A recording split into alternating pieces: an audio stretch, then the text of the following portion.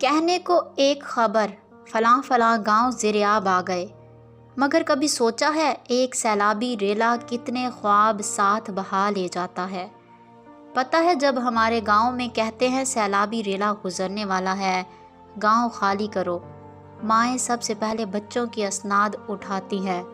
ہائے میرے بیٹے بیٹی کی 14 یا 16 سال کی محنت ہے، یہ غریب لوگ روتے ہوئے گھر چھوڑتے ہیں۔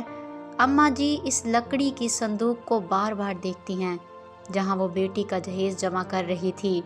کوئی اچھا مہنگا کپڑا کوئی خاندان میں شادی ہونے پہ لڑکے کی ماں دیتی، اماں جی بیٹی کے لیے رکھ دیتی۔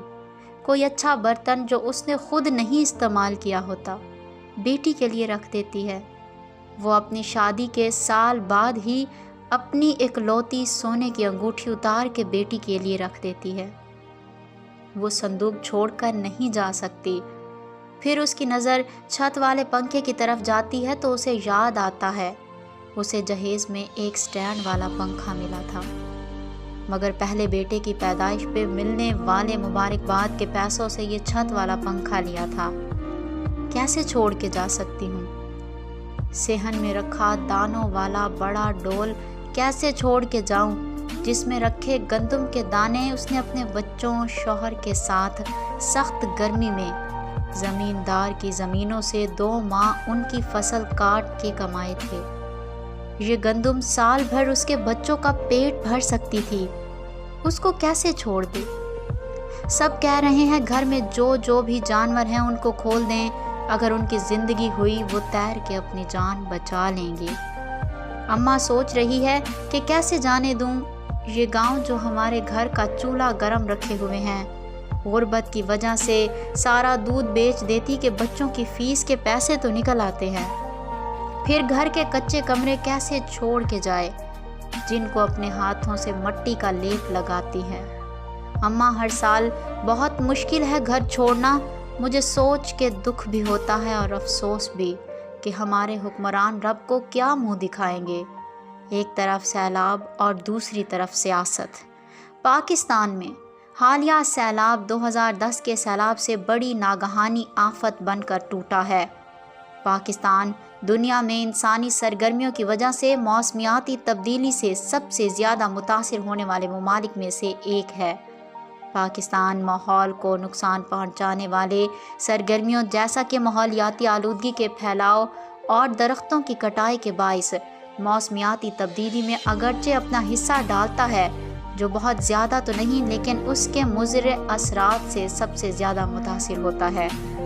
حالیہ طوفانی بارشوں اور سیلابی ریلوں سے 1000 سے زیادہ انسانی جانوں کا ضیاع ہو چکا ہے۔ 5 لاکھ سے زیادہ مویشی سیلابی ریلوں کی نظر ہو چکے ہیں۔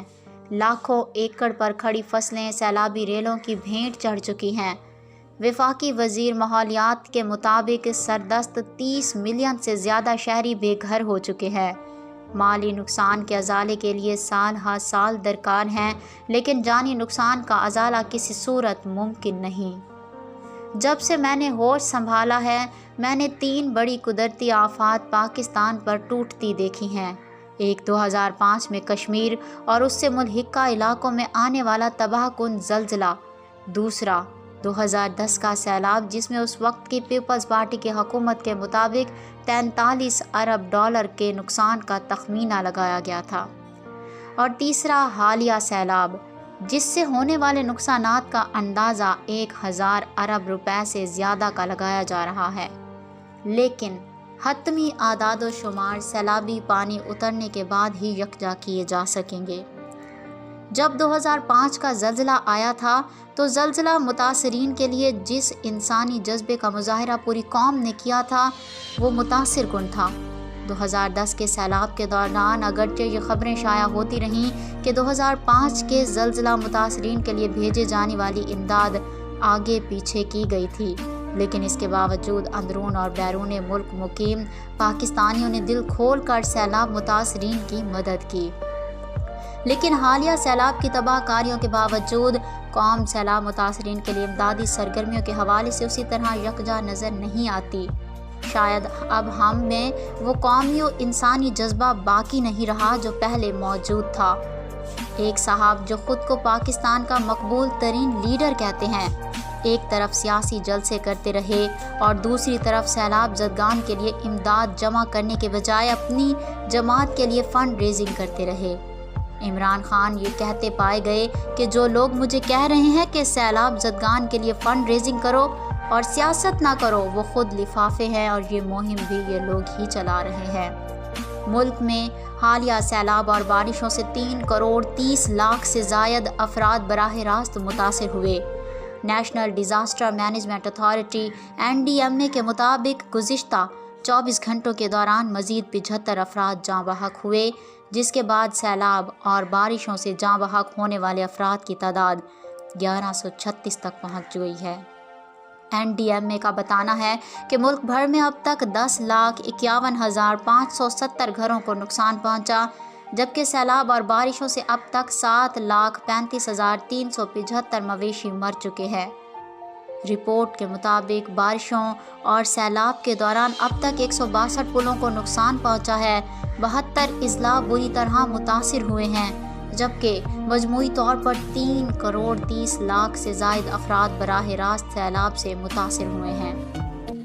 حضرت عمر جب حکمران بنے تو وہ فرماتے تھے کہ میرے دور حکومت میں ایک کتا بھی پیاسا مر گیا تو عمر جواب دہ ہوگا۔ جو بوڑھی عورت کے گھر اپنے کندھوں پہ اناج لاد کے پہنچاتے ہیں اور کہتے ہیں اماں رب سے میری شکایت تو نہیں کرو گی، ہمارے آج کے حکمران رب کا سامنا کیسے کریں گے؟ کیا جواز ہوگا ان کے پاس؟ غریبی بھی نعمت ہے رب کی، ظلم اور کسی کا حق کھانے کا موقع نہ ملنا بھی فضل ہے رب کا۔ مالک غریبوں پر رحم فرما کر ان کی مدد کرے، آمین یا رب العالمین۔